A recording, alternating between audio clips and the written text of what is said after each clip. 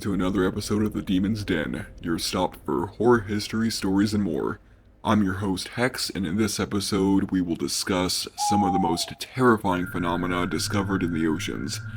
Given the fact that 95% of the oceans remain unmapped and unexplored, there's a lot of creatures, formations, and phenomena down there that we've remained in the dark about. Some have even said that the Old One Cthulhu dwells in the deepest part of the ocean, gathering power before it brings upon 10,000 years of darkness. This is entirely false, by the way. The Old One city actually slipped under the Earth's crust, which is beneath the Pacific Ocean. I mean, come on now. Anyway, I thought I'd talk to you about some of the scary stuff that's down there that people have found no concrete explanation for. So slap on that Speedo and grab your sunscreen, because we're diving in.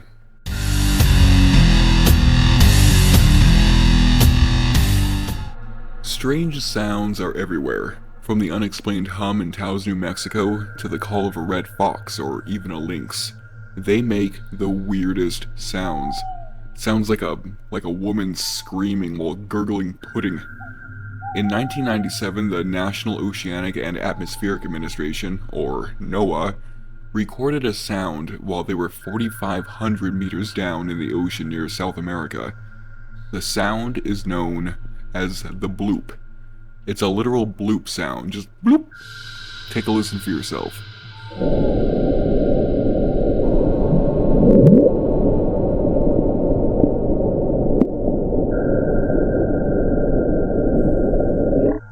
Let me play that bloop part one more time.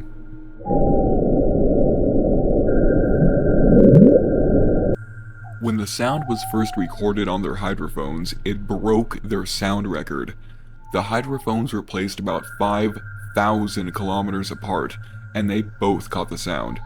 For years they had no clue what made the sound, so there were theories aplenty.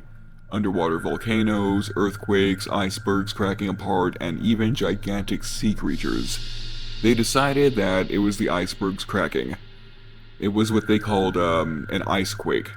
So they wrote it off as that and moved on from there. But here's why some people still question the sound's origins. The bloop was never recorded again. There are recordings of icequakes that sound similar, but nothing quite as loud or as clear as the bloop.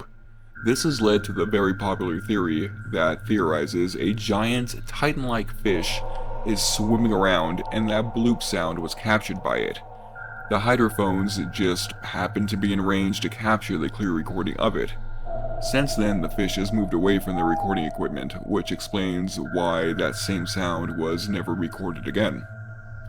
In 1999 though, just 2 years later, another unique, loud, and ominous sound was recorded.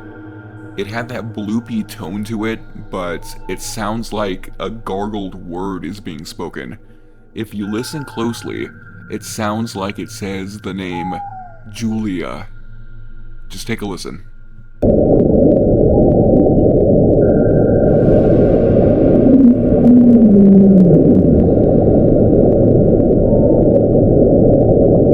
Listen one more time, and I'll isolate the part that sounds like it says Julia.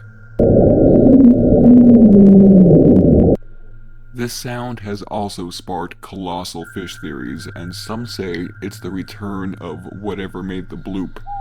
Guess we won't truly know until the ocean and all of its mysteries are fully explored.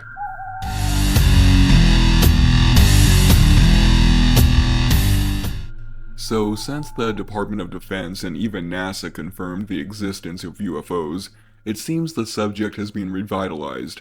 We've seen them as balls of light in the sky, silver saucers bolting across the horizon, and even small clusters performing aerial acrobatics.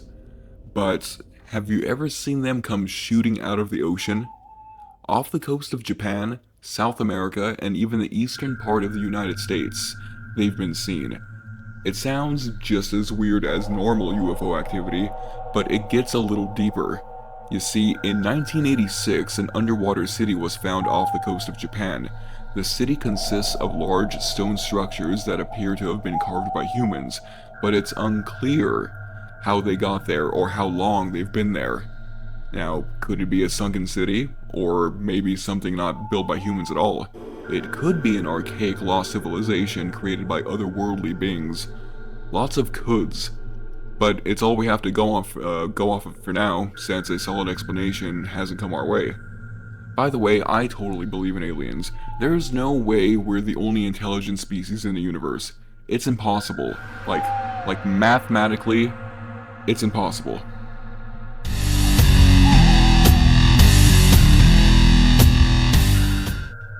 If the Earth was a person, then the Mariana Trench would be the butt crack.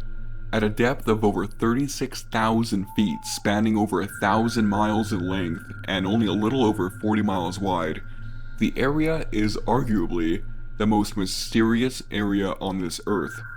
Since its discovery, different species of bacteria, sea cucumbers, octopuses, the plural of octopus, fish, and crustaceans have been discovered. The entire thing hasn't been explored yet though.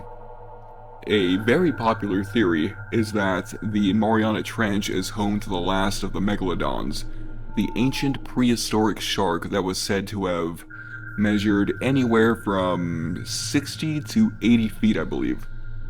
It was also a thick boy, like fatter than a school bus kind of thick. Just a double cheeked up fishy boy. Anyway, some say that this shark still lives down there, gulping down all the weird fish down there. It seems plausible, but that's assuming you think that this dude was able to stay alive for millions of years. Seems more like a topic to make bad movies out of.